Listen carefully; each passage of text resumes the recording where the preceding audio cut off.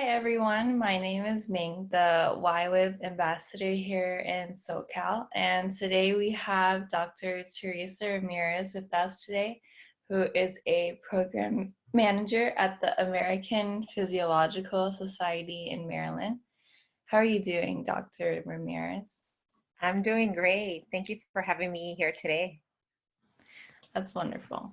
So to start, would you like to share a little bit about yourself, including your background and current job and education? Sure. So I am Dr. Teresa Ramirez, originally from Southern California. I was born in Torrance, California, but grew up in Compton, California. So yes, I am straight out of Compton. I'm a first generation Mexican American, the first in my family to have graduated from college and also to have pursued a doctorate degree. I obtained a doctorate degree in molecular pharmacology and physiology from Brown University, and not knowing that I would actually stay in the East Coast. I thought I would come back to California because that's where I'm from, that's where my family is. But you always have to be open for the opportunities. And I had an opportunity after I graduated with my doctorate degree to come to Maryland to conduct research as a postdoc at the National Institutes of Health, at the National Institutes of Alcohol Abuse and Alcoholism. And I've stayed here. It's now been 6 years. So what do you like most about your job and what kind of things does it involve? Well, to answer that question, I think what I've enjoyed the most, which has led me to this job, is all the experiences that have led me to this type of job that I'm doing. More administrative work at a nonprofit organization, but still dealing with sciences. So how did you decide that this was your passion, that this was the career you wanted, and how did you achieve it? Well, that's a great question. Um, I didn't know this was a career I wanted, but I just definitely knew the importance of being able to help my community because that was taught at a very young age by my parents, something that was instilled in me at a very young age. So to me, it's very natural to do. And so when I was, I think, 4 years old, we helped one of my neighbors. My mom would go every day to check on this neighbor who was like 90 something years old and actually lived to be 106. So from there on, I learned the importance of serving our community in various ways, helping at my church, tutoring kids from the community. And then even when I graduated from high school, I thought, you know what, I'm a first generation student. It was kind of tough to learn about the ways and the steps that are needed to apply for scholarships for college because my parents didn't have that opportunity. So it was kind of hard to get that information. So I thought of going back to my alma mater, my high school, where I started helping seniors with their applications. And from there on, it got well known that I got invited by like different families that would reach out to my parents and say, hey, can your daughter come? And can she help my son or my daughter? And then from there on, I just started developing more and more service to the community. And like I said, in various ways at church and my community, wherever I go, giving talks at different schools. And so there I thought, oh, I kind of like this, but never did I think that was going to be part of my career as as a scientist. I never thought I was going to become a scientist. I really wanted to become a pediatrician.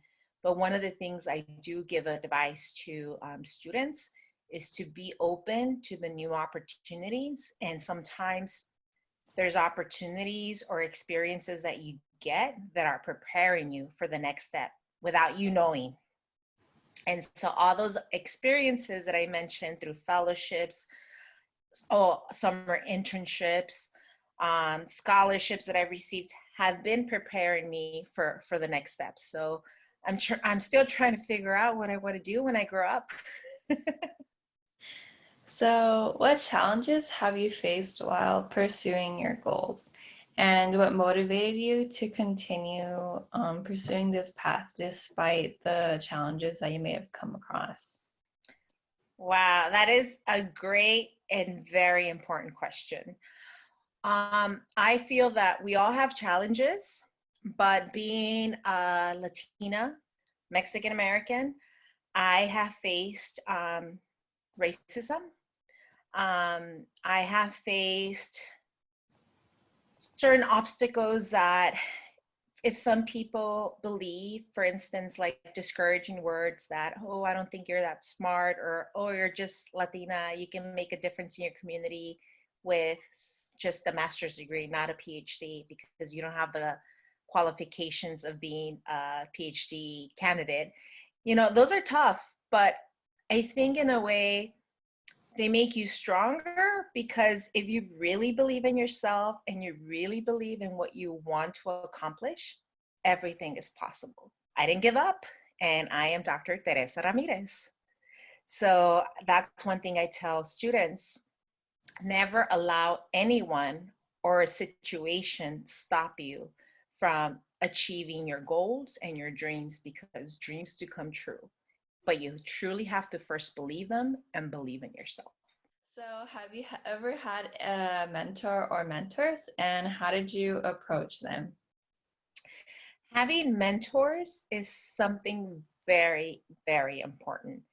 It doesn't matter to me, I have many mentors.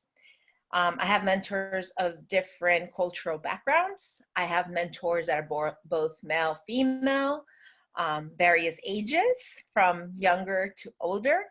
It is very important to have mentors to be able to be honest with you, who want the best for you, but also when you need an advice, that they're there to give you that advice.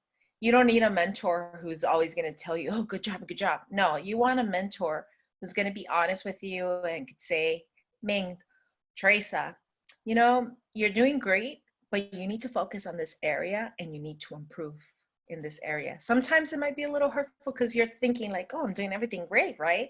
But you need that honesty in order to improve.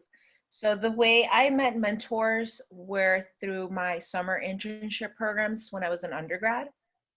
That gave me the opportunity to meet new people and ask if they could become my mentors. My research undergraduate mentor, Dr. Laura Robles from California State University, Dominguez Hills. She was one of my first mentors who introduced me to an organization called SACNAS, Society for the Advancement of Chicanos and Hispanics and Native Americans in Science.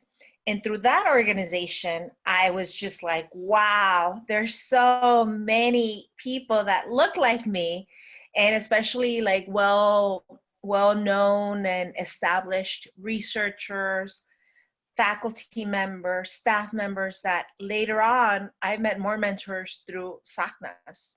And now I go back to SACNAS as a mentor, and I motivate students and I talk about how great this organization has been to me because I've been a member for over 20 years now. Not being shy and just asking someone if you're interested in learning more about what they're doing, or if you admire their work, maybe conducting what's called informational interviews, like a 15-minute interview with that person, and then developing that relationship, and then asking like, would you be willing to be my mentor? There's nothing wrong of just asking, but well, you have to develop a relationship so that they at least know who you are, not just saying, well, I just met you, can you be my mentor? Like, it could, but there has to be some kind of attraction, because a mentee-mentor relationship goes both ways, not just from the mentor, but also from the mentee.